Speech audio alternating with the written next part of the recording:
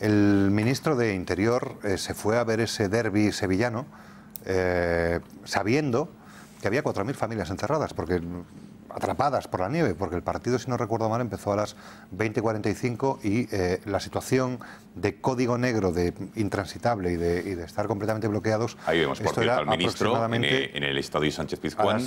Una hora antes, a las 19:30. O sea, el ministro estaba ahí y él ya sabía lo que estaba pasando. Y es más, no se fue a mitad de partido, se quedó todo el partido.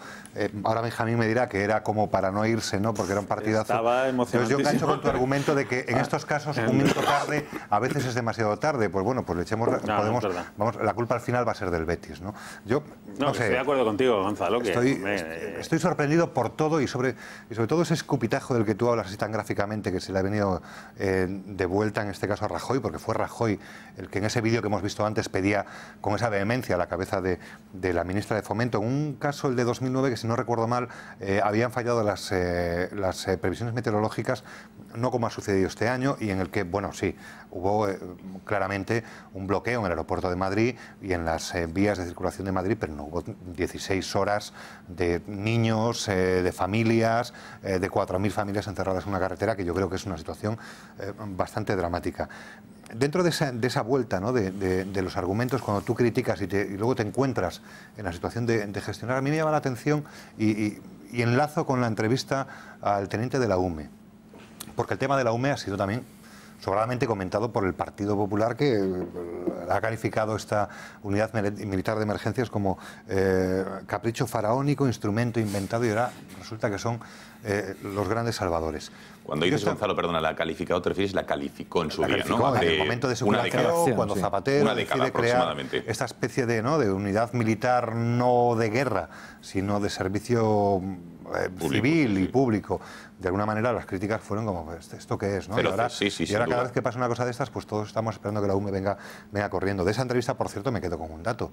Es un dato horario, la 1 de la madrugada, que es cuando reciben el aviso. Cuando la unidad militar de emergencias recibe el aviso. Supongo que el ministro, en este caso, pues estaba llorando todavía la derrota de su equipo en ese derbi. Has vuelto en la ironía ahora, ¿no, Gonzalo? No, lo digo porque como vas y vienes de la ironía, no, vale, para situarlo, vale.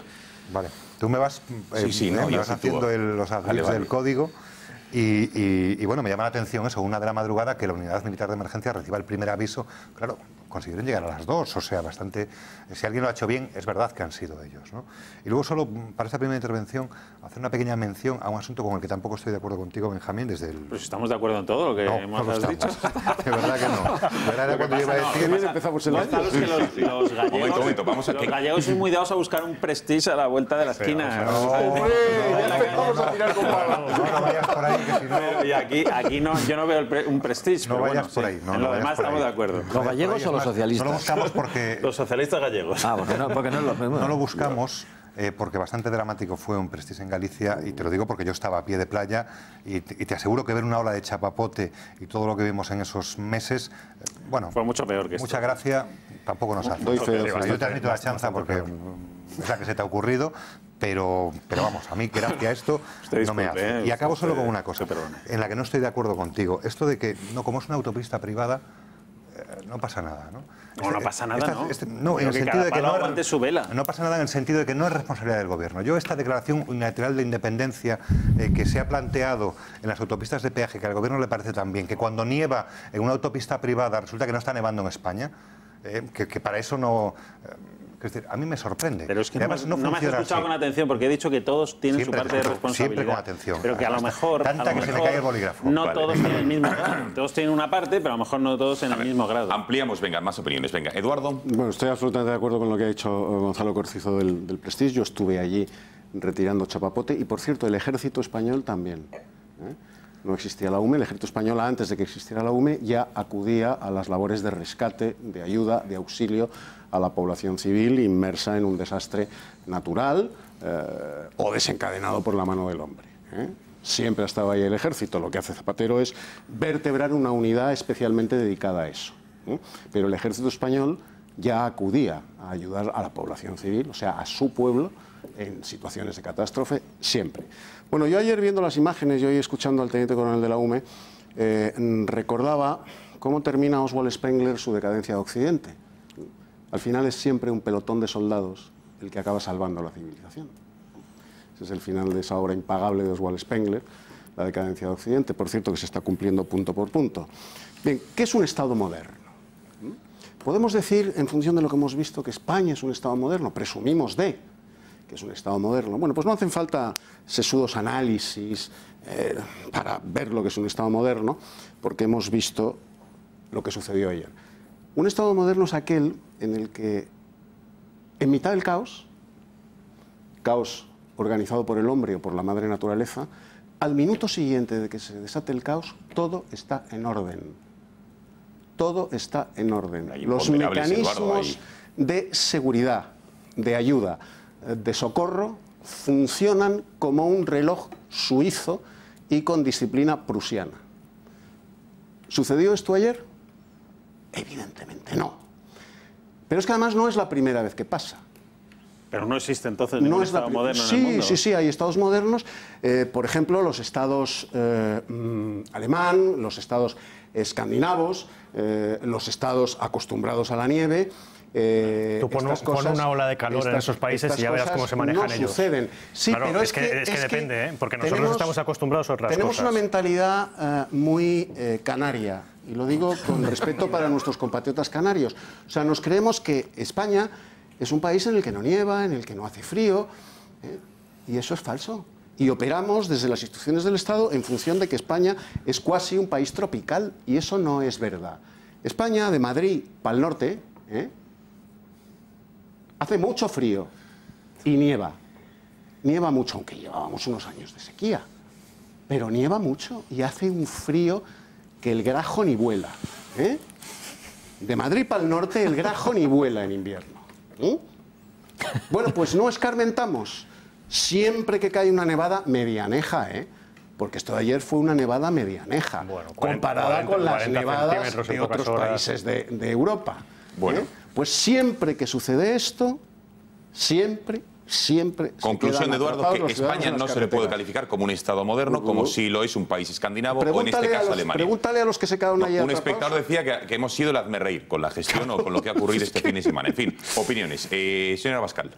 Bueno, pues yo que soy el único de esta mesa que busca votos de la gente, quizá voy a ser el que menos regale los oídos de la gente. Es bien sabida mi antipatía por este gobierno, muy especialmente por el presidente del gobierno, también por algunos de los ministros implicados en este asunto. Y francamente yo creo que donde hay que poner el acento también es en la responsabilidad de todos nosotros, ¿no? Por lo tanto, yo en este asunto no voy a hacer demagogia y populismo, que es lo que hacía Mariano Rajoy cuando atacaba a Magdalena Álvarez, y lo que haría yo ahora si atacara al gobierno. Yo he estado atrapado también en la nieve, en la Nacional 1 hace unos años, con niños pequeños, unas cuantas horas menos que lo que ha estado atrapado toda esta gente, pero en una situación de tensión, de preocupación, y francamente creo que lo que cada uno tenemos que hacer es un examen de conciencia.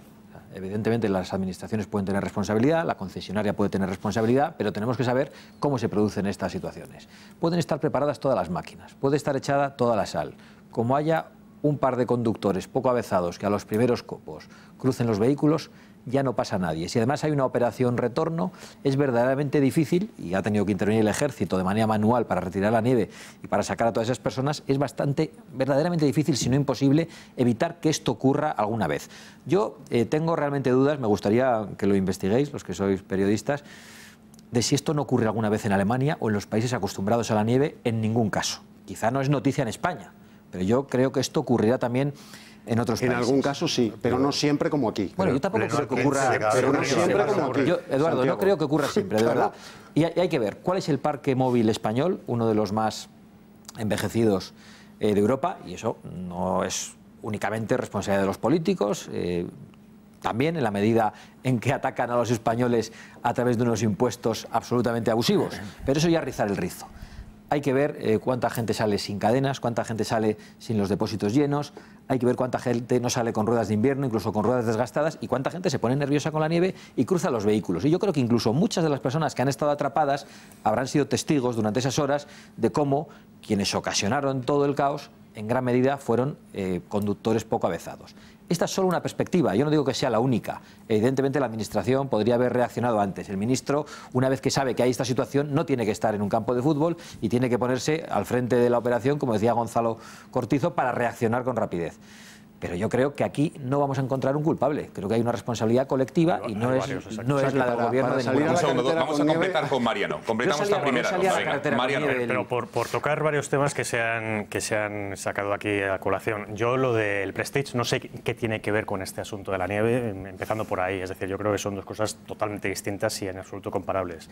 Lo del partido que hemos visto pues al ministro del Interior en el partido, en fin, yo es que es facilísimo hacer demagogia en un caso así, pero yo es que de verdad no sé qué problema hay en que el ministro fuera a un partido de fútbol el sábado por la noche en Sevilla, cuando a esa hora del partido todavía no se había organizado el caos que se conoció después. A esa hora no se conocía el tamaño del caos que se iba a organizar después. Revisa los mensajes del Ministerio del Interior, de la DGT. Había empezado a nevar, había una nevada y desde luego había problemas, pero si por una nevada y por problemas en una carretera no se va a poder ir a un partido de fútbol, a mí me parece que estamos sacando las cosas bastante de quicio a esa hora. A las 19:30 la DGT afirmaba que era situación negra, bloqueo. Si me sé muy bien las horas, porque de hecho había aviso especial de la Agencia de Meteorología desde 2 días antes. Es decir, el aviso, por supuesto, existía. Desde luego, el riesgo negro que dices tú, de zona negra y todas estas cosas. Existía, sí, pero vamos a ver, si la nieve, desde luego, estaba cayendo, había bloqueo, pero eso no puede paralizar nada. Es decir, hay que solucionarlo, pero el hecho de que el ministro esté en un partido o no cambia las cosas. Es decir, yo a esa hora concreta me estoy refiriendo. A las 8:30 de la tarde. No cambia en absoluto. Reciba el aviso a la 1 de la madrugada. Bueno, pero eso es distinto. Eso es distinto. Lo de la 1 de la mañana, eso sí que la dificultad de lo de la 1 de la mañana sí que se puede discutir, porque a mí me parece que es demasiado tarde que llegue a las 2:30 de la mañana, como hemos escuchado antes en la entrevista. A mí me parece que ahí se llegó tarde, que la UME después lo hizo fenomenal, pero que llegó tarde, eso también, y que la culpa es de la UME. Que la movilizaron tarde. La movilizaron tarde. O sea, eso sí, por supuesto que sí, eso sí. O sea, la UME no puede salir de por eso lo hizo fenomenal cuando llegó. Pero dicho esto, y rápidamente, yo estoy de acuerdo en que los errores, la responsabilidad, es decir, no es del gobierno y se acabó. Es que eso es tan sencillo y tan básico que me parece demasiado, en fin, que no. Yo no estoy. Pero vamos a ver, no hubiera sido un ejercicio de responsabilidad por parte del ministro, sabiendo la que se podía venir encima, porque los partes meteorológicos se dan con mucha anticipación. Si no ha acabado sabiendo la que se podía venir encima. Vamos a dejar de incluir a Mariano y después entramos en la guerra dialéctica. Pero yo creo que los responsables, en primer lugar, los conductores. Yo estoy con Santiago Abascal. Es decir, si es que se está avisando, lo sabes. Si tú coges el coche y te vas a meter por la autopista, probablemente que más conflicto puede crear, puede tener a la hora de una nevada, pues oye, tú sabes lo que estás haciendo. Y sabes además que es operación retorno y que va a haber tráfico. Eso por un lado. Luego, por otro lado, incluso los medios de comunicación, si se prevé una situación así de complicada, pues a lo mejor teníamos que haber hecho un esfuerzo por informar mucho más de esa situación. Y dicho también entre paréntesis, está muy sobrevalorado lo que son las redes sociales, porque se informó muchísimo a través de Twitter como si la gente utilizara Twitter continuamente. Y Twitter lo utilizamos los periodistas, los políticos. 4 gatos. Y 4 gatos. Eso es cierto. Es decir, bueno,